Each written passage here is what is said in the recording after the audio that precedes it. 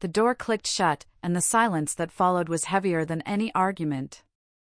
My dad, Arthur, just stared at the unsigned check on the dining table, his hands shaking. It wasn't the tremor I'd seen when he reached for the pen just moments before. This was different. This was the deep, internal trembling of a man whose world had just tilted, and I knew, with a cold certainty that settled deep in my gut, that it had tilted far more than he understood. Only minutes earlier, I'd walked into the dining room, already on edge. My dad's voice, brittle and tight, had cracked mid-sentence, saying, "He's a professional," and that's what stopped me cold. Not the stranger, David Thorne, sitting there with his leather portfolio fanned out like he owned the place. Not the stack of glossy brochures promising returns that sounded like lottery wins. It was my father's voice, the way it broke as he defended this man to me, his own daughter, as if I were the interloper. David Thorne looked up, a smile plastered on his face, one that belonged in a slick car commercial. "You must be the daughter," he said, extending a hand. "David Thorne. Your father's told me so much about you." Funny, because Arthur had never mentioned him. My eyes were locked on the half-signed check, a clean $10,000 made out to something called Pinnacle Growth Solutions. I stepped closer. "How long have you been working together?" I asked, trying to keep my voice even. David Thorne's smile held firm. "Oh, it's been about 3 months now.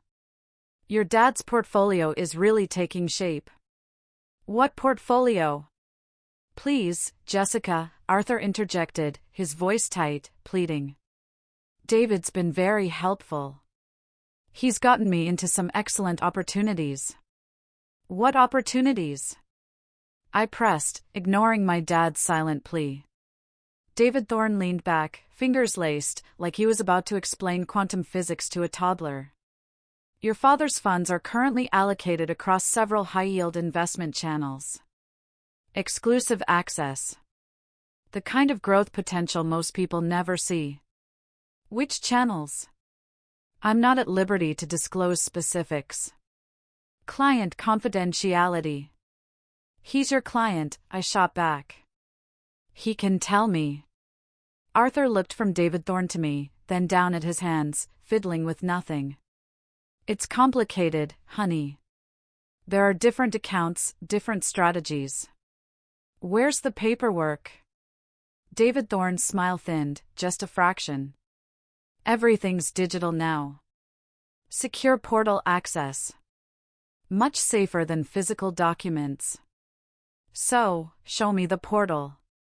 His tone shifted, subtly. Still friendly, but with an underlying edge. "I don't think you understand how these arrangements work. Your father is a grown man capable of making his own financial decisions. You're too emotional to understand financial growth." The air in the room changed, thickening. Emotional. That word stung. I pulled out my phone. "What's your firm's registration number?" "Excuse me? Your FINRA number?" "Every licensed advisor has one." "What's yours?" David Thorne stood, gathering his brochures with practiced efficiency. "I don't appreciate being interrogated in front of my client. Your father called me here to discuss his next investment phase, not to be ambushed by family drama. Then you won't mind if I confirm your credentials." His hand paused over the portfolio, just for a second. Then the smile returned, wider, colder. "Of course not, though I'd hate to see your father miss this window. These opportunities don't wait." "What opportunities?" I moved, positioning myself between him and Arthur. "Name one actual investment. One stock, one bond, one fund." "Anything specific?" "The Meridian Accelerator package. Your father's already seen significant returns." "How much?" "That's between me and my client." I looked at Arthur. "Dad." "How much?" He wouldn't meet my eyes. David said the statements come quarterly. It hasn't been a full quarter yet. "So, you haven't seen any returns?" "It takes time for these things to mature." How much have you given him total? Silence. Dad, how much? 40,000. His voice was barely a whisper. Maybe a little more. The room tilted. David Thorne was already moving toward the door, portfolio tucked under his arm. I can see this isn't a good time. We'll reschedule when things are calmer. You're not leaving. I stepped into his path. Not until you show me documentation. Account numbers. Something with an actual company name and address. I don't have to show you anything. His voice dropped, the friendly mask gone. Your father is my client. You have no legal standing here. Then I'll get some. I held up my phone, finger hovering over my dad's bank contact. One call. That's all it takes to freeze every account and start an investigation. His jaw tightened. You're making a mistake. Prove it. Show me the paperwork. He looked at my father, then back at me. The smile returned, thin and cold. I'll be in touch, he said, and walked out. The kitchen light flickered. Arthur was on his fourth cup of coffee he wouldn't drink. He'd been circling the dining table for 20 minutes, touching things without really picking them up.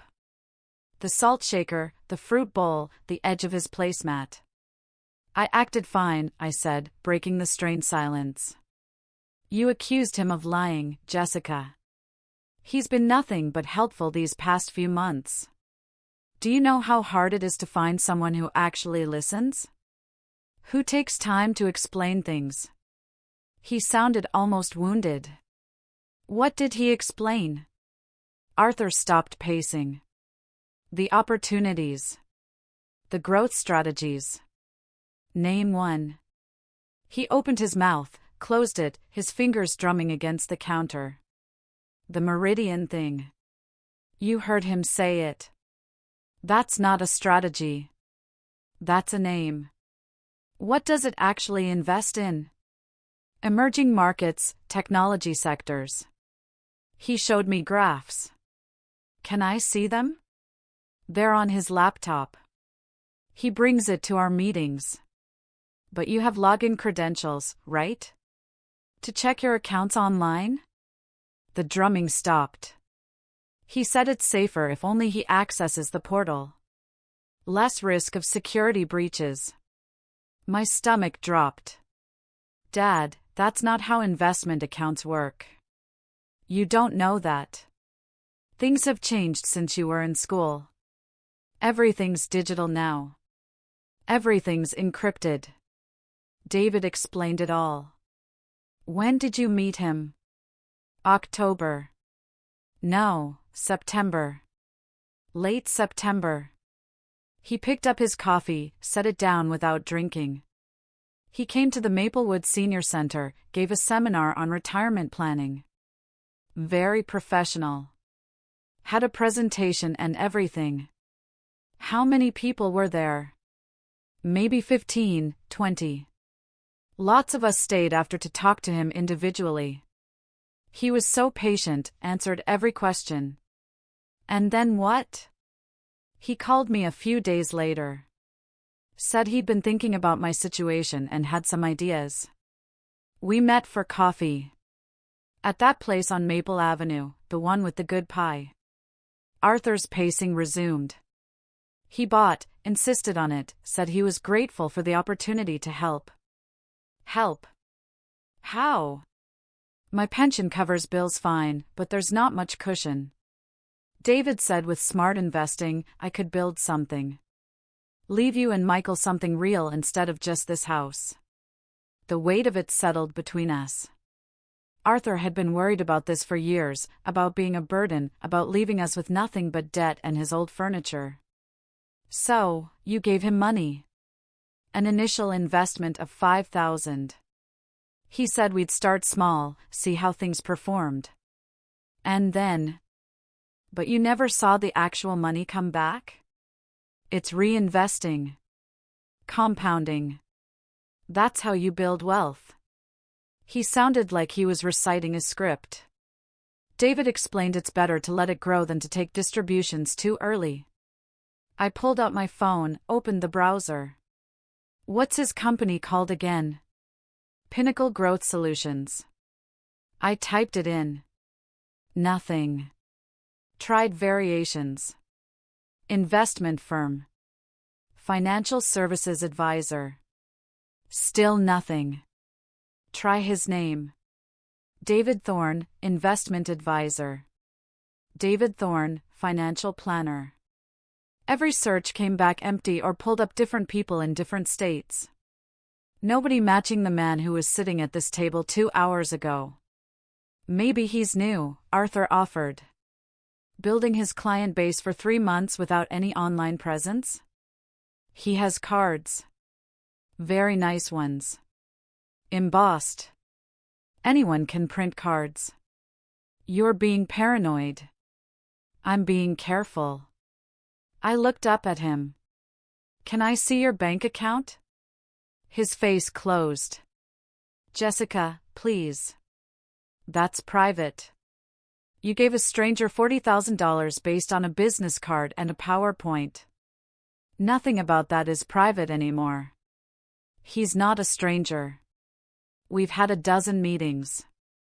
He knows about your mother, about my knee surgery, about that trip to California I've been planning.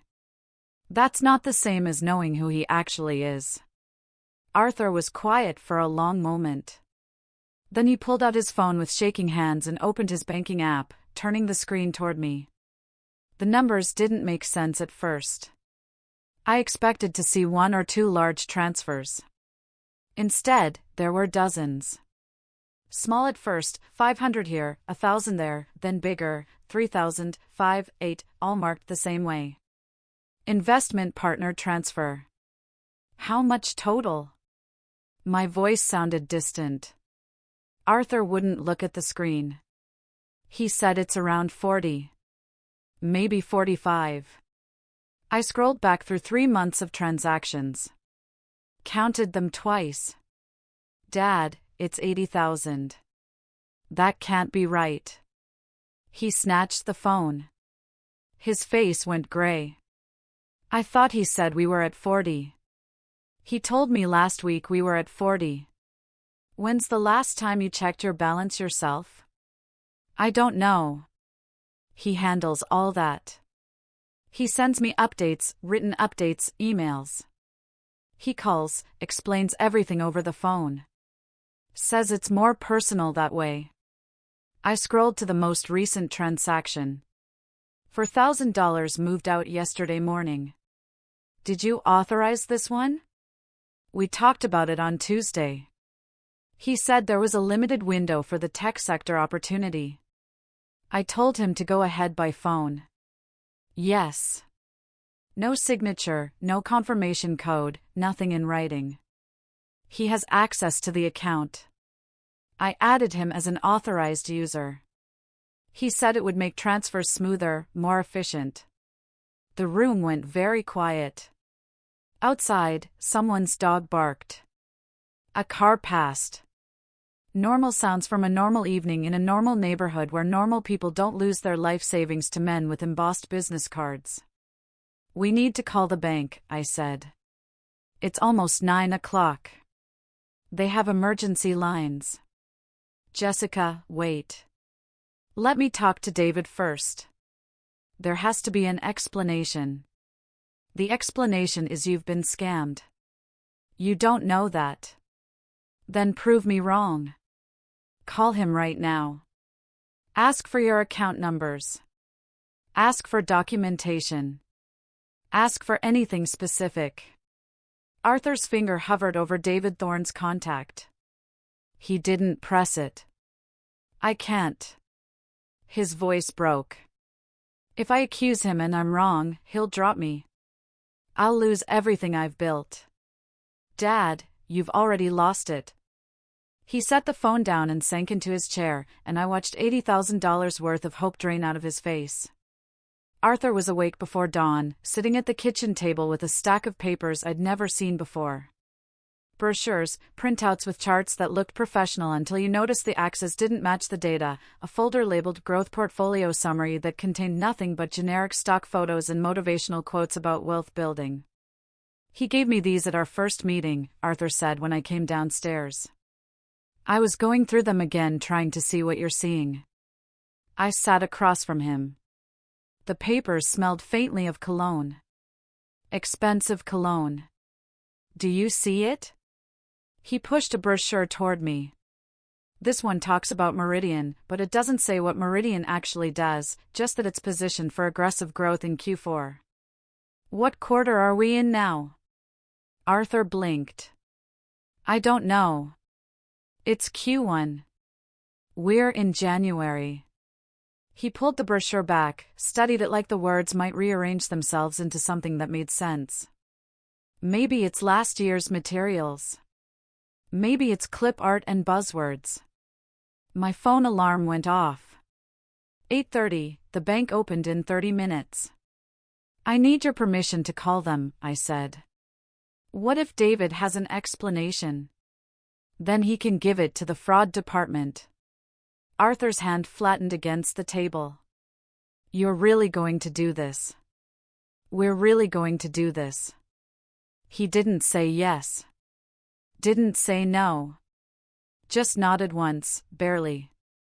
And that was going to have to be enough. The bank's fraud line put me on hold 3 times before connecting me to someone named Sarah, whose voice suggested she'd already had her coffee and her patience tested. I explained the situation in flat, factual sentences while Arthur sat across from me, eyes closed. "We flagged the account 6 weeks ago," Sarah said. "Large cash transfers to an individual. Pattern consistent with exploitation. But the account holder is legally competent, so without a formal complaint, our hands are tied. I'm filing one now." "Are you authorized on the account?" "No, but he's sitting right here. He'll confirm." Arthur took the phone, answered yes to a series of questions I couldn't hear. His voice got smaller with each one. When he handed it back to me, his hand shook. "We're freezing the account immediately," Sarah said. "No transfers in or out until we complete our investigation. He should receive a new card and PIN within 7 business days." "What about the money that's already gone?" "That depends on where it went. If it's still in a recoverable account, we can work with law enforcement. If it's been moved offshore or converted to assets, the chances drop significantly." "How significantly?" Sarah was quiet for a moment. "I can't give you a percentage. Most victims recover less than 30%. Many recover nothing." I thanked her and hung up. Arthur was staring at the brochures like they might catch fire. "He's going to call," Arthur said. "When the transfer doesn't go through, he's going to know something's wrong." "Good." "Jessica, you don't understand. He's very persuasive, very convincing. If he thinks I'm doubting him, what will he do?" Arthur couldn't answer that, because the truth was David Thorne's power only worked if Arthur kept believing. The second that stopped, David Thorne was just a man with fake business cards and a rehearsed pitch. My brother, Michael, called at 9:15. I'd texted him last night with the basics, and he'd been up ever since, apparently searching for any trace of David Thorne or Pinnacle Growth Solutions. "Nothing," he said without preamble. "No business registration, no licensing, no professional certifications. The address on his card is a postal annex in a strip mall 40 minutes from Dad's place." "You drove there?" I called. The clerk said they get mail for suite numbers that don't exist. People use them to look legitimate. I put him on speaker. "Tell Dad. Dad, I'm sorry. This guy's a ghost. Everything about him is fake." Arthur's face crumpled. His references. He had references. Other clients who said wonderful things. "Did you meet them?" I asked. "No, but David showed me testimonials on his laptop." Written by David, Michael said gently. On David's laptop. The silence stretched. Then Arthur pushed back from the table and walked to the window. His shoulders curved inward like he was trying to make himself smaller. I'm so stupid. You're not stupid, I said. You're trusting. That's different. I gave him everything. Every time he called, I just said yes. He made it sound so simple, so safe. My phone buzzed. A text from a number I didn't recognize. Asterisk, this is David Thorne. Attempted to process our scheduled transfer this morning and encountered an error. Please call at your earliest convenience to resolve. Asterisk, I showed Arthur. He read it twice. He doesn't know yet, Arthur said. He thinks it's just a technical problem. Let him keep thinking that. What if he disappears? What if we never find him? Then we find the others. Arthur turned from the window. What others? He didn't drive 40 minutes to your senior center for one client. He ran a seminar. He stayed after to talk to people. Plural. You think there are more? I think there's always more. I called Adult Protective Services next. The intake worker listened to the whole story without interrupting. And when I finished, she asked if my father had been eating regularly, managing his medications, maintaining his home. This isn't about his competence, I said. He's fine. He just trusted the wrong person. I understand, but we need to assess whether he's at risk for ongoing exploitation. He is. That's why I'm calling. I mean, beyond this specific incident, whether there are vulnerabilities that make him a target. Arthur was listening to every word. His face hardened. He's sitting right here, I said. You can ask him yourself. The worker apologized and asked to speak with Arthur. He took the phone into the living room, and I heard his voice rise and fall, defensive at first, then resigned. When he came back, his jaw was tight. She's sending someone tomorrow to evaluate me. To help. To see if I'm losing it. If I need a conservator. Nobody said that. She asked if I've been forgetting appointments, leaving the stove on, getting confused about dates. He dropped into his chair. Like I'm some confused old man who can't manage his own life. You were targeted by a professional criminal. That doesn't mean you're incompetent. Then why does it feel like everyone's treating me that way? Because the system doesn't know how to help without also assessing, evaluating, categorizing. Because the same vulnerability that made Dad a target makes institutions nervous. Because there's no script for this that doesn't involve some loss of dignity. My phone buzzed again.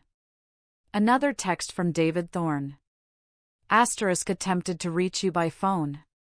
Please confirm account access at your earliest convenience. Time-sensitive opportunity closing Friday. Asterisk, he's pushing, I said.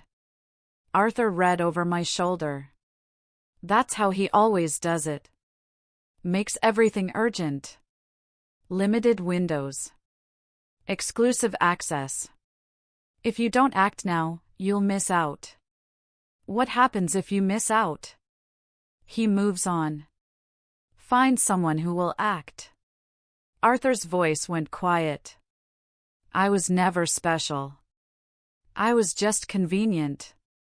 I forwarded both texts to Sarah at the bank, then screenshot them for the APS file. Arthur watched me document everything, turning his humiliation into evidence. What if they don't catch him? Arthur asked. They will. But what if they don't? What if he just disappears and finds new people, and I never get any of it back? Then we make sure everyone knows what to look for. We warn every senior center and community group within 100 miles. We make him famous for all the wrong reasons. Arthur almost smiled. That's vindictive. That's practical. Michael texted that he'd found the Maplewood Senior Center where David Thorne gave his seminar. The director remembered him, thought he was charming, professional, helpful. Let him come back twice more for follow-up sessions. Did anyone else invest with him? I texted back. She's checking her records. Says at least 8 people asked for his card. 8 people. 8 families potentially sitting at kitchen tables right now trying to understand how they missed the signs. 8 people who might still be transferring money, still believing in meridian and growth strategies and limited windows. Arthur's phone rang. David Thorne's name on the screen. Don't answer, I said. Arthur stared at it. 4 rings. 5. It went to voicemail. We waited. 30 seconds later, the voicemail notification appeared. Arthur put it on speaker. David Thorne's voice was smooth, concerned, faintly puzzled. Hey, Arthur. Just wanted to touch base about this morning's transfer issue. I'm sure it's just a bank error. Probably some new security protocol. Give me a call when you get a chance and we'll get it sorted out. Also, that tech opportunity one mentioned is still available, but we really need to move by end of week. Talk soon. Arthur deleted it with shaking hands. He has no idea. Not yet. But when he does, he'll run, and we'll have everything documented. Every text, every call, every fake promise. Arthur looked at the stack of brochures on the table. All that glossy paper, all those empty words. I really thought he cared. He cared about your money. No, I mean about me, about my life. He remembered things. Asked about my knee, about your mother's anniversary. Little details. That's the job. Remembering details makes people feel seen. Feeling seen makes them trust you. Trust makes them sign things. Arthur nodded slowly, and I watched him reframe every coffee meeting, every patient explanation, every piece of flattery. Watching him see the mechanics underneath the friendship. It was like watching someone realize their favorite song was always just advertising. His phone buzzed. Another text from David Thorne. Just checking in. Arthur turned the phone face down and didn't respond. The State Attorney General's office called back 40 minutes after I forwarded David Thorne's voicemails. The investigator introduced herself as Eleanor Vance and asked if my father was willing to participate in a controlled contact. What does that mean? Arthur asked when I put her on speaker. You'd meet with him one more time. We'd be present, but not visible. Recording everything. The goal is to get him to explain his investment strategy on tape. Ideally, to contradict his previous statements or reveal additional victims. Arthur's face drained. You want me to lie to him? I want you to ask questions. Let him do what he does naturally. If he's legitimate, he'll have answers. If he's not, he'll either avoid the questions or dig himself deeper. And if he realizes something's wrong, we'll be 10 feet away. Arthur looked at me. I nodded. Okay, he said. When? Tomorrow afternoon, your place. We'll set up before he arrives. After she hung up, Arthur sat very still. I don't know if I can do this. You don't have to perform. Just be yourself. Ask the things you've been afraid to ask. What if I freeze? What if I give it away? Then they move in early. Either way, he doesn't walk out with anything. Michael arrived that evening with printouts. He'd been digging through county records, business filings, anything with David Thorne's name or the company's. What he found was worse than nothing. Pinnacle Growth Solutions was registered 8 months ago, he said, spreading papers across the coffee table. Dissolved 4 months later. Never had a physical office. Never filed taxes. The registered agent is a service that files paperwork for $200 and asks no questions. So, it was always fake, Arthur said. Not always. David's real name is Marcus Allen Brennan. He had a securities license once, lost it 6 years ago for unauthorized trading. The state bars him from managing client funds, giving investment advice, or representing himself as a financial professional. But he gave me his card. His credentials. Printed at FedEx. The certification numbers are real, but they belong to someone else. A guy in Ohio who had his license number stolen and used on at least 4 fake websites. Arthur picked up one of the brochures, studied the fine print at the bottom. It says he's a certified financial planner. He's not. The CFP board has no record of him. I checked. How did I not check? Because he didn't give you time, I said. He built urgency into everything. Act now. Limited window. Exclusive access. Checking would mean slowing down. And slowing down meant missing out. Michael pulled up something on his laptop. The address he gave you. The postal annex. I pulled their security footage from the dates on your bank transfers. He picked up mail twice. Both times wearing sunglasses indoors and a hat. Both times paying cash for the box rental. You got security footage? I asked. The manager's daughter got scammed last year. Different guy. Same tactics. She was very cooperative. Arthur leaned forward to see the screen. The footage was grainy but clear enough. David Thorne in profile signing for a package. David Thorne counting bills at the counter. David Thorne glancing at the camera once briefly, then adjusting his hat lower. He knows where the cameras are, Arthur said. He's done this before. The next morning, Eleanor arrived with 2 other investigators and a tech who set up recording equipment in Arthur's living room. They wired the coffee table, the lamp, the bookshelf, tiny microphones that looked like dust, a camera in the smoke detector that had been there for years but now actually worked. We need you to get him talking about specifics, Eleanor said. Dollar amounts, account numbers, other clients, anything that contradicts what he's told you before or implies a pattern. What if he won't talk about it? Arthur asked. Then ask why. People who have nothing to hide don't avoid questions. They answer them.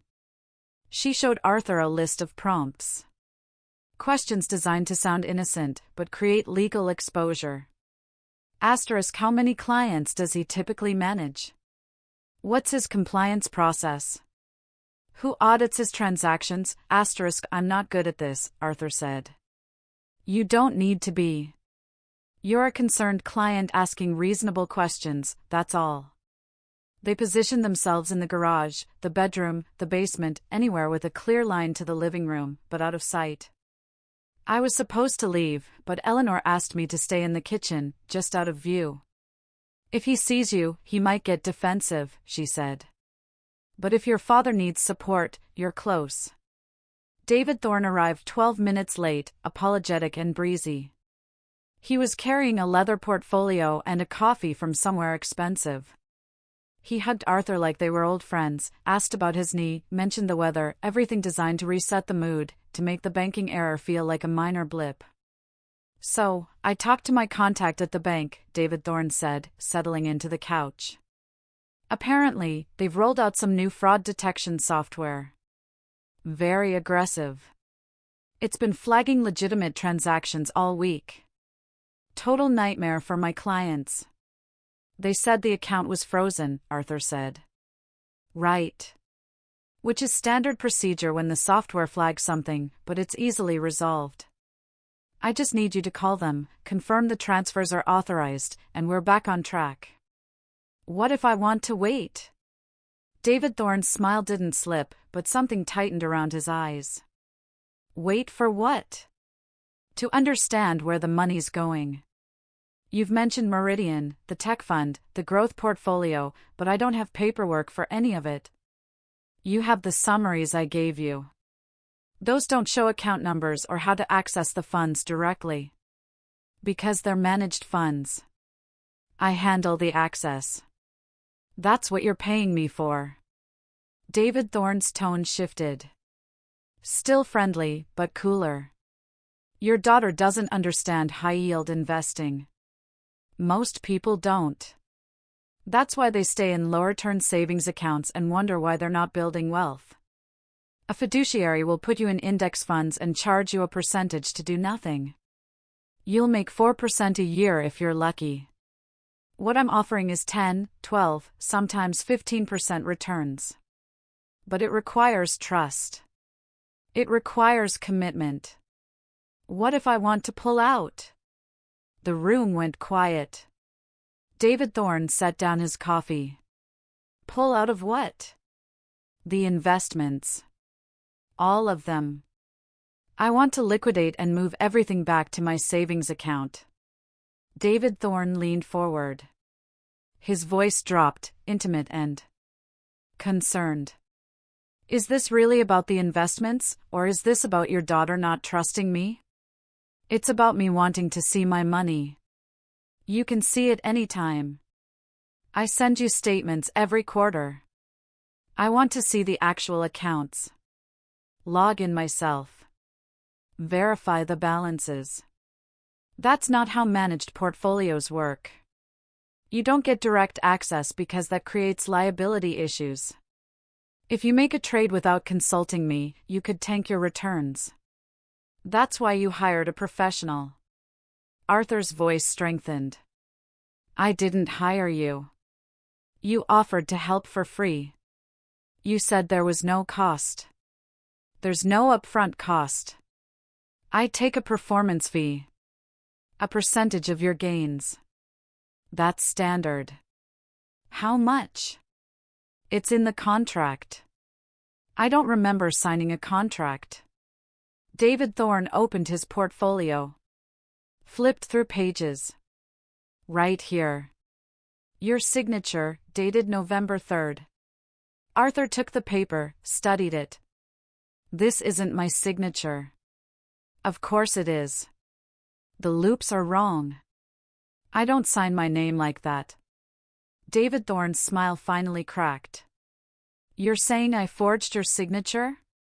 I'm saying I don't remember signing this. You signed it at the coffee shop after our second meeting. I watched you do it. Then why don't I remember? David Thorne stood. The warmth was gone now, replaced by something colder and more calculated. I think your daughter has gotten into your head. I think she's convinced you that someone trying to help you is actually trying to hurt you. And honestly, that's insulting. I've spent months building your portfolio, managing your risk, protecting your assets, and this is the thanks I get. I just want to see the accounts. Fine. I'll send you login credentials tonight. You can see every transaction, every holding, every trade. Will that satisfy you? Yes. And when you see that everything is exactly where I said it would be, will you apologize? Arthur didn't answer. David Thorne grabbed his portfolio. I have other clients who actually appreciate what I do for them. People who understand that wealth building requires trust. If you want to throw that away because your daughter has trust issues, that's your choice. But don't expect me to keep working for free while you question every move I make. He was at the door when Arthur spoke again. How many other clients? David Thorne stopped. What? You said other clients. How many? That's confidential. Roughly. I don't see how that's relevant, because if you're managing a dozen portfolios, you're doing a lot of work for no upfront cost. That doesn't make sense unless you're making money some other way. David Thorne's jaw tightened. I'm making money from performance fees. Like I said. Show me one statement. One account where I've actually made money. I'll send everything tonight. Show me now. David Thorne pulled out his phone, scrolled, turned the screen toward Arthur. There. Meridian, up 18% since October. Arthur squinted at the screen. That's a screenshot, not a live account. It's from the portal. Then log into the portal. Show me the live balance. I don't have the login on my phone. You just said you'd send me credentials tonight. You must have them somewhere. David Thorne's face flushed. This is ridiculous. I'm not standing here being interrogated like a criminal. Then sit down, Eleanor said, stepping into the room. Her badge was already out. The other two investigators were right behind her. David Thorne went very still. His eyes flicked to the door, to the windows. Back to Eleanor. Marcus Allen Brennan, she said. We have some questions about your business practices. David Thorne looked at Arthur. The betrayal on his face was almost convincing. You set me up. I asked you questions, Arthur said. You couldn't answer them. The investigators moved in, smooth and practiced. They asked David Thorne to put down the portfolio, to keep his hands visible, to step away from the door. He complied, but his face had gone blank. All the warmth, all the charm erased like someone flipped a switch. Eleanor opened the portfolio. Inside were contracts identical to Arthur's. 8 of them, different names, same forged signatures, same fake account numbers. You brought these for him, she said. David Thorne didn't respond. How many people have you done this to? Nothing. Eleanor nodded to her team. One of them recited rights in a flat, procedural voice while the other guided David Thorne's hands behind his back. The cuffs clicked shut, and David Thorne finally looked at Arthur. I helped you, he said. I gave you opportunities you never would have found on your own. You stole from me, Arthur said. I gave you hope. The investigators walked him out through the living room, past the kitchen where I was standing with my hand over my mouth. Past the coffee table with its hidden microphones and the smoke detector with its camera. Past the life he tried to dismantle one coffee meeting at a time. Arthur sat down hard on the couch. His hands were shaking. Did I do okay? He asked. I crossed the room and pulled him into a hug. You did perfect. Sarah called 3 days later to say they'd executed search warrants on David Thorne's apartment, his storage unit, and his car. What they found turns my stomach, she said. Files. Physical files on 43 individuals, organized by vulnerability level. Your father was in a folder labeled high trust, low oversight. What does that mean? It means David Thorne profiled him, identified him as someone who'd be grateful for attention, unlikely to ask hard questions, and isolated enough that warning signs wouldn't reach family quickly. Arthur was sitting across from me when she said this. His face went gray. There are notes in the margins, Sarah continued. Personal details. Your father's knee surgery. His late wife's name, the fact that he volunteers at the Oakwood Public Library. David wrote, use Betty's memory. Mention legacy planning in red ink. I closed my eyes. He researched him extensively. Every victim has a file like this. He'd spend weeks gathering information before making contact. Social media, public records, casual conversations at senior centers. He built profiles like he was running intelligence operations. How many victims total? We've confirmed 12 so far. All over 65. Combined losses around $400,000. But we think there are more. Some people won't come forward because they're embarrassed. Others don't realize they've been targeted yet. Some of his files are labeled in progress. People he was still grooming. We're contacting them now. Arthur stood abruptly and walked to the window. His shoulders were rigid. The State Attorney General wants to meet with victims, Sarah said. Build a coordinated case. If your father's willing to participate, it would help. I'll ask him after I hang up. Arthur spoke without turning around. He wrote about Betty. I know. He asked me about her. How we met, what she liked. I thought he was being kind. I thought he cared. He wanted information. That's all it ever was. I told him things I haven't told anyone. Private things. And he wrote them down so he could use them against me. Not against you. To manipulate you. There's a difference. Arthur turned. His eyes were wet. Is there? The victims' meeting happened in a Maplewood Senior Center conference room on a Tuesday afternoon. 12 people scattered across folding chairs, most of them elderly, all of them looking like they'd rather be anywhere else. Eleanor stood at the front with a district attorney named Eleanor Vance, who had a kind of calm authority that made you believe things might actually get fixed. Thank you all for coming, Eleanor said. I know this isn't easy, but what you're doing today matters. Every statement you give, every detail you remember strengthens the case we're building. An older man in the front row raised his hand. What happens to him? Marcus Allen Brennan is currently being held on 15 counts of financial exploitation of the elderly, 12 counts of fraud, and 8 counts of identity theft. If convicted on all counts, he's looking at 20 to 30 years. That's not enough, a woman near the back said. Her voice shook. He took everything from me. My savings, my house down payment, my son's college fund. 20 years doesn't give that back. You're right, Eleanor said. It doesn't, but it stops him from doing this to anyone else. And we're working with a victims' compensation fund to help recover losses. How much? Someone asked. It depends on the fund's available resources and the total damages. Typically 10 to 30% of losses. The room deflated. 10% of 80,000 is 8,000. That doesn't fix anything. Arthur cleared his throat. How did he find us? Eleanor pulled up a slide on the projector. It was a map with 12 red pins scattered across 3 neighboring counties.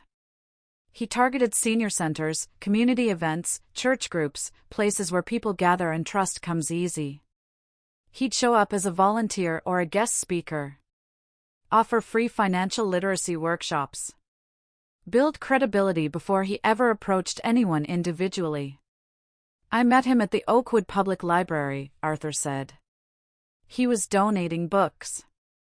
Helen Novak met him at a health seminar, Eleanor said, gesturing to the woman in the back. Vijay Sharma met him at a community potluck. He embedded himself into your lives before you realized he was selling anything. Another slide. Photos of David Thorne at various events. Always smiling, always dressed just professionally enough. In one, he was shaking hands with a pastor.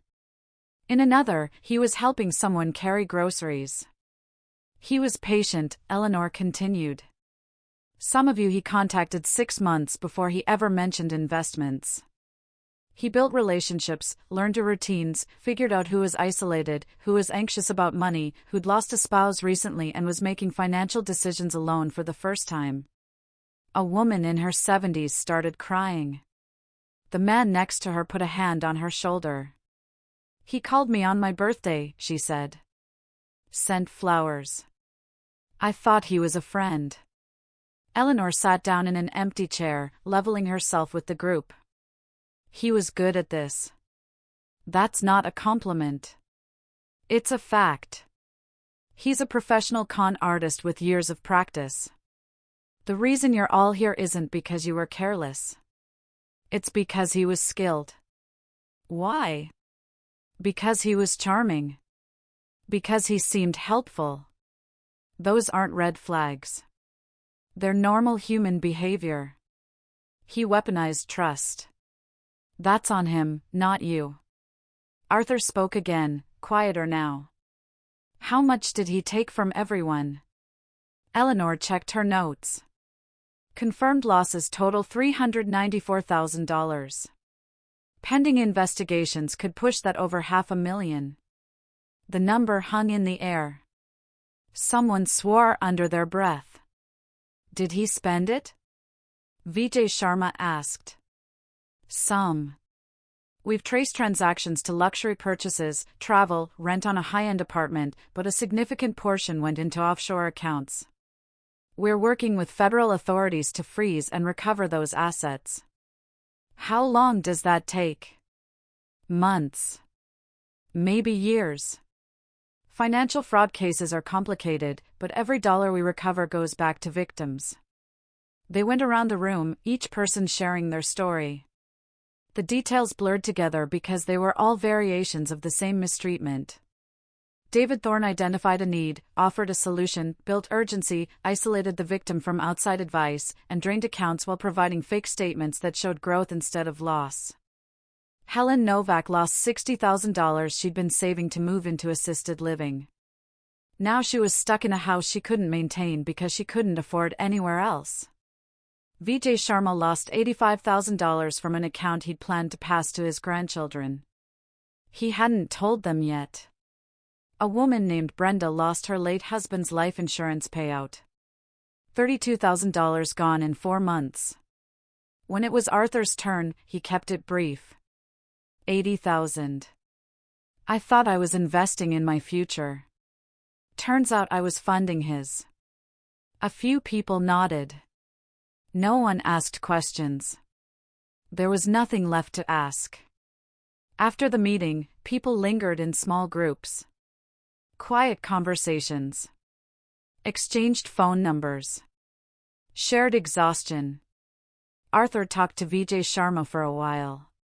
Both of them standing by the coffee station with paper cups they weren't drinking from. Eleanor pulled me aside. Your father did well in the controlled contact. His questions gave us everything we needed to establish intent and pattern. The recording's been submitted as evidence. What happens next? Arraignment next week. Trial in a few months. Assuming he doesn't take a plea. We'll need your father to testify. He'll do it. Good, because his testimony matters. He's articulate, credible. And he kept records. Juries respond to that. Arthur and Vijay Sharma exchanged numbers before we left. On the drive home, Arthur stared out the window. Vijay said David told him the same thing about limited opportunities. He says word for word the same pitch. He had a script. How many times do you think he's done this? More than 12. How many people didn't report it?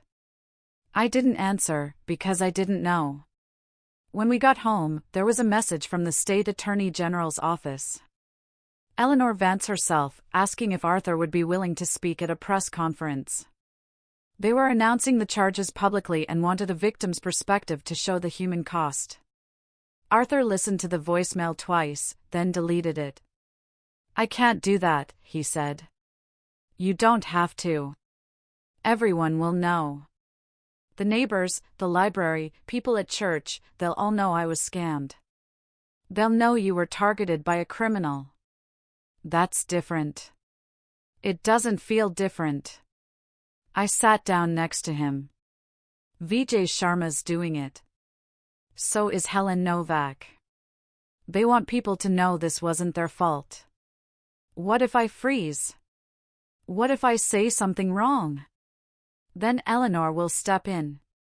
She's not putting you up there to humiliate you. She's doing it because your story matters. Arthur was quiet for a long time. Then he picked up the phone and called her back. The press conference was scheduled for Friday. The courthouse steps were crowded with cameras when we arrived Friday morning. Arthur stopped at the bottom, staring up at the microphones clustered around a podium. Eleanor stood beside it, talking to a woman with a notepad. Vijay Sharma was already there, hands folded, looking more nervous than I'd ever seen him. We can leave, I said quietly. Arthur shook his head and kept walking. Eleanor saw us and waved us over. Arthur, thank you for coming. We're starting in 5 minutes. You'll speak third, after Vijay Sharma and Helen Novak. Keep it to 2 minutes. Focus on what happened and how it affected you. Don't worry about the legal details. I'll handle that. Arthur nodded. His jaw was tight. Helen Novak arrived in a navy dress, her daughter beside her. She looked smaller than she did at the victims' meeting, but her face was set. When Eleanor called everyone to order, the crowd quieted fast. Good morning. I'm Eleanor Vance, Senior Assistant Attorney General. Today, we're announcing charges against Marcus Allen Brennan, who has been indicted on 38 counts of financial exploitation, fraud, and identity theft targeting elderly victims across 3 neighboring counties. She laid out the basics: the profiling system, the fake investment accounts, the systematic targeting of senior centers and community groups, the estimated $500,000 in losses. Her voice stayed level, factual, but every number landed like a punch. This wasn't an opportunistic crime, she said. This was calculated, sustained predation. Mr. Brennan spent months researching his victims, building trust, and engineering situations where they felt both urgency and isolation. What you'll hear today are the stories of people who did nothing wrong except trust someone who presented himself as a professional. She introduced Vijay Sharma first. He stepped to the microphone and pulled a folded piece of paper from his pocket. His hands shook as he unfolded it. My name is Vijay Sharma. I am 74 years old. Last year, a man named David Thorne convinced me to move $85,000 from a savings account into what he called a high-yield senior security fund. He said it was specifically designed for retirees who wanted safe growth. He showed me paperwork.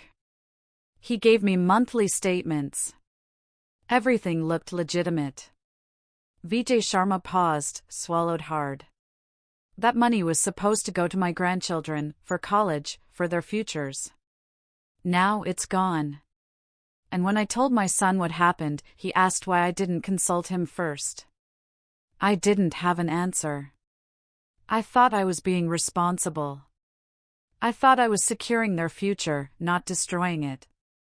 His voice cracked on the last word. He folded the paper back up and stepped away. Helen Novak went next. She didn't use notes. David Thorne called me on my birthday, she said. He sent flowers. He asked about my husband who passed 4 years ago. He said he understood how hard it was to manage finances alone after losing a spouse. He offered to help. I trusted him because he seemed kind. She stopped, stared directly into the nearest camera. He took $60,000 from me. Money I saved for 30 years so I could move into a place where I'd be safe when I got older. Now I'm 76, living in a house I can't maintain, and I can't afford to move. That's what his kindness cost. She stepped back. No one spoke. Eleanor gestured to Arthur. He walked to the microphone like he was approaching a ledge. My name is Arthur Foster. I'm 67. David Thorne targeted me after my wife died. He knew I was vulnerable. He knew I was alone. He researched her. He wrote her name in his files and used her memory to manipulate me. Arthur's voice was steady, but I could see his hands gripping the podium. He took $80,000. But more than that, he took my confidence, my sense of judgment, my ability to trust my own decisions. For months, I believed I was investing wisely. I believed I was doing what my wife would have wanted. Instead, I was being robbed by someone who smiled while he did it. He looked up from the microphone, scanning the crowd. If you're watching this and you think you could never fall for something like this, you're wrong. I was a manager for 30 years. I handled budgets, personnel, complex decisions. I wasn't careless. I wasn't stupid. I was targeted by someone who made this his profession. And if it happened to me, it can happen to anyone. The cameras flashed as he stepped back. Eleanor took the microphone again. Arraignment is Monday at 9 a.m. We expect Mr. Brennan to plead not guilty, which means this will go to trial. We're asking anyone who believes they may have been targeted by Mr. Brennan to contact our office. You are not alone, and you are not at fault." She listed a hotline number twice. Reporters shouted questions, but Eleanor ended the conference and ushered the victims inside. In the lobby, Helen Novak sat on a bench and exhaled like she'd been holding her breath for an hour. Vijay Sharma leaned against the wall, eyes closed. Arthur stood by the window watching people on the street. "You did well," Eleanor said, approaching him. "That last part about judgment and trust. That's what people need to hear. Scams like this work because they exploit normal human behavior." "How many calls do you think you'll get?" Arthur asked. "Dozens. Maybe more. A lot of people don't realize they've been scammed until they hear someone else describe the exact same experience." By Monday, the hotline had logged 63 calls. 19 of them described interactions with David Thorne that matched his known patterns. 8 had already lost money. The rest were still in the grooming phase, being primed for the pitch that hadn't come yet. Sarah called that afternoon. "We've identified 6 additional victims who filed reports after seeing the press conference. Combined losses around $140,000. We're amending the charges." "Is that good or bad?" "Good for the case. Bad for the victims. Every new person who comes forward is someone else he destroyed." The arraignment was fast. David Thorne stood in an orange jumpsuit, hands cuffed, while his public defender entered a not guilty plea. The judge set bail at $500,000. David Thorne's family didn't post it. He stayed in custody. Trial was set for early September, 3 months out. Eleanor warned us it was going to be a long process. She was right. The prosecution spent weeks building their case. Financial analysts combed through bank records. Forensic accountants traced every transaction. Digital investigators recovered emails David Thorne thought he'd deleted. The evidence file grew to over 4,000 pages. In July, Eleanor's office released a portion of the evidence to the media. Not everything, just enough to show the scope. Altered bank statements with forged signatures, fake investment dashboards showing fictional returns, a spreadsheet labeled target status with 43 names color-coded by how much money they had and how isolated they were. But it was the audio recordings that broke the internet. David Thorne recorded himself, not the conversations with victims, those he kept clean. But after meetings, he'd dictate notes into his phone. Observations, strategies, mockery. The prosecution released 3 clips. In the first, David Thorne laughed while describing Vijay Sharma. *Guy's terrified his grandkids won't respect him if he doesn't leave them money. Easiest leverage I've ever had. Mention legacy twice, and he's begging to invest more. In the second, he talked about Helen Novak. Widow, isolated, desperate for companionship. I sent flowers once and now she thinks I'm her friend. This is going to be simple. In the third, he talked about my father. Arthur's the perfect mark.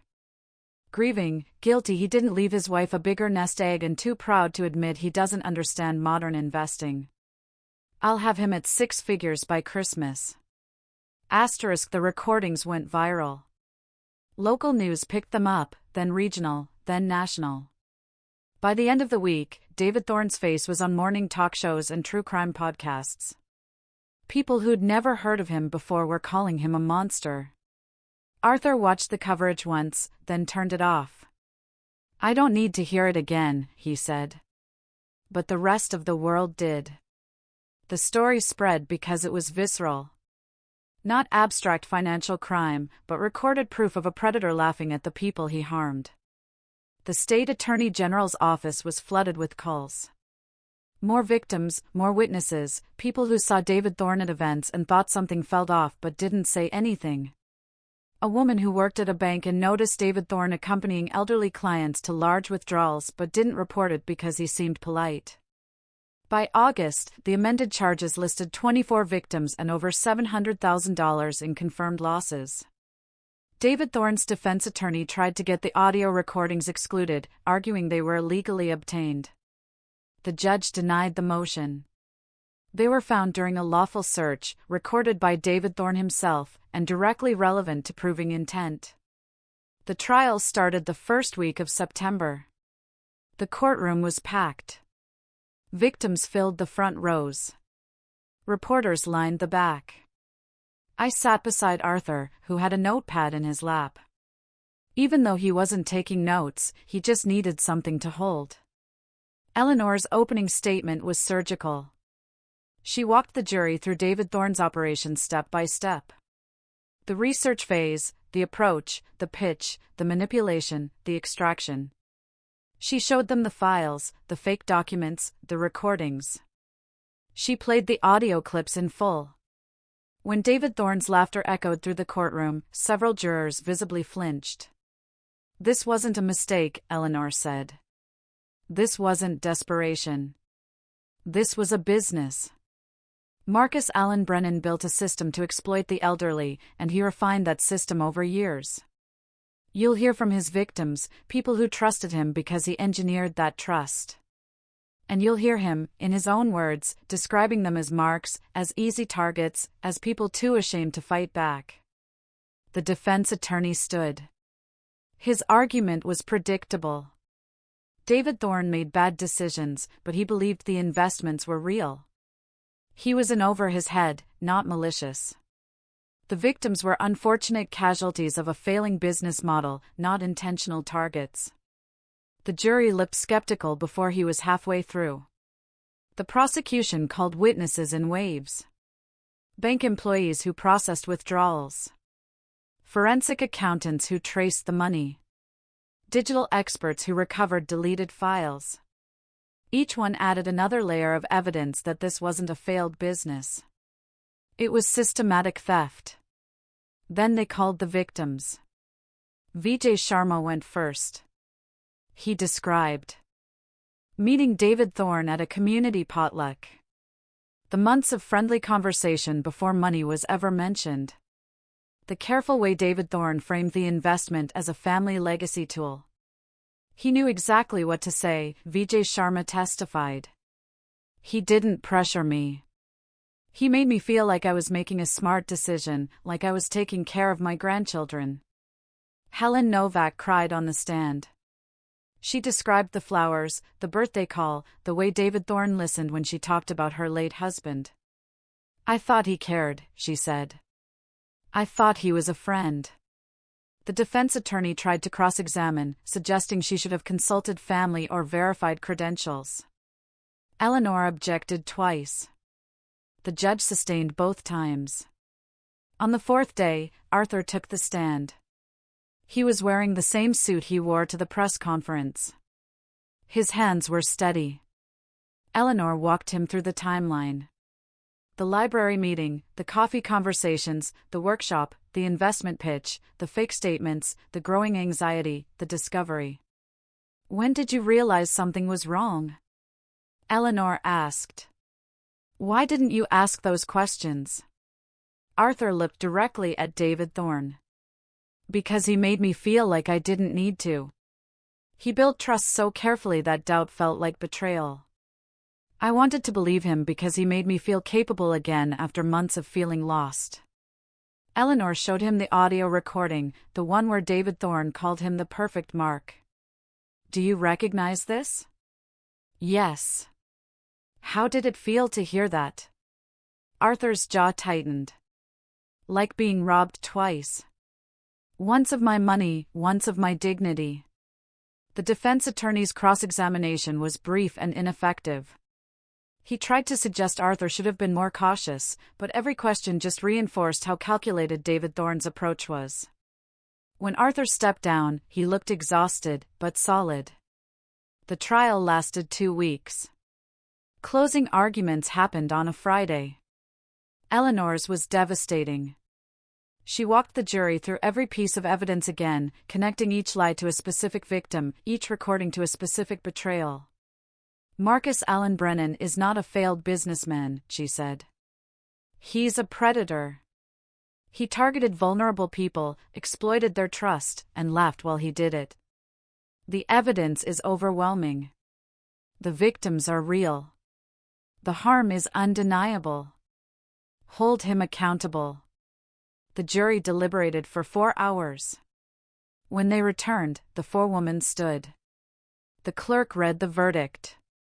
Guilty on count 1. Guilty on count 2. Guilty on count 3. It kept going. 38 counts, 38 guilty verdicts. David Thorne's face didn't change. He stared straight ahead while the clerk read, but his hands were shaking. Arthur stood when the last count was read. So did Vijay Sharma and Helen Novak and every other victim in the courtroom. No one spoke, but the sound of people rising filled the space. The judge set sentencing for October. Outside, reporters swarmed the steps again. Eleanor made a brief statement thanking the victims for their courage and the jury for their attention. Then she stepped aside and let Arthur speak. "This verdict doesn't give me my money back," he said. "It doesn't undo the months I spent believing I'd made a terrible mistake. But it proves that what happened to me and everyone else in that courtroom wasn't our fault. It was a crime, and the person responsible is being held accountable." A reporter shouted a question about restitution. Arthur shook his head. "I don't know if I'll ever see that money again, but if sharing my story stops one more person from trusting someone like David Thorne, then it's worth it." The cameras flash. Arthur walked down the steps without waiting for more questions. When we reached the car, he sat in the passenger seat and exhaled slowly. "How do you feel?" I asked. "Tired. Relieved. Still angry. But lighter. Like I can finally breathe." Sentencing happened 6 weeks later. The courtroom was full again. David Thorne stood in handcuffs while the judge reviewed the case. She was blunt. "Mr. Brennan, you engaged in a prolonged, calculated campaign to exploit some of the most vulnerable members of our community. You targeted people who were grieving, isolated, and anxious about their futures. You weaponized their trust. The harm you caused is both financial and psychological, and the evidence shows you felt no remorse." She sentenced him to 28 years in state prison. No parole eligibility for 15 years. David Thorne was 71 years old. He'd likely die behind bars. When the judge's gavel fell, the courtroom erupted, not in cheers, but in something quieter. Relief. Validation. The sound of people crying and clapping at the same time. Arthur didn't clap. He just closed his eyes and nodded once. Outside, Vijay Sharma hugged him. Helen Novak squeezed his hand. Other victims whose names I don't know stopped to thank him for speaking at the press conference, for testifying, for refusing to stay silent. "You made this possible," one woman said. Arthur shook his head. "We all did." The restitution fund distributed payments in November. Arthur received $11,000. Not even a third of what he lost, but more than he expected.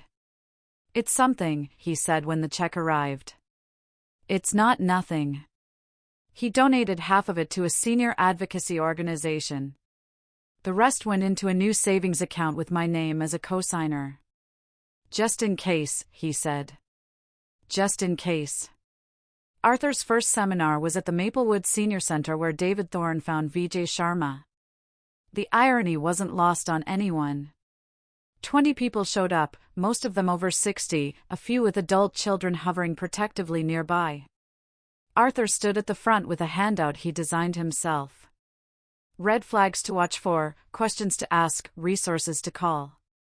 He didn't use notes. "If someone discourages you from consulting family, that's a warning," he said. "If they create urgency around decisions that should take time, that's a warning. If they make you feel foolish for asking basic questions about credentials or fees, that's a warning." A woman in the third row raised her hand. What if you already gave them money? Then you call the state attorney general's hotline. You file a report. You don't wait because you're embarrassed. Embarrassment is what they count on. He talked for 40 minutes. Afterward, people lined up to ask questions, to share their own near misses, to thank him for speaking plainly about something most people still whisper about. When the room cleared, Arthur folded his hand out and looked at me. You did good, I said. You did it when you were ready. He nodded slowly, then smiled in a way I hadn't seen since before Mom died. Not happiness exactly, but something close. Purpose. On the drive home, he was quiet until we hit the last stoplight before his street. I'm not fixed, he said. But I'm not broken either. I reached over and squeezed his hand. Neither of us are. What does it take to rebuild trust once it's been weaponized?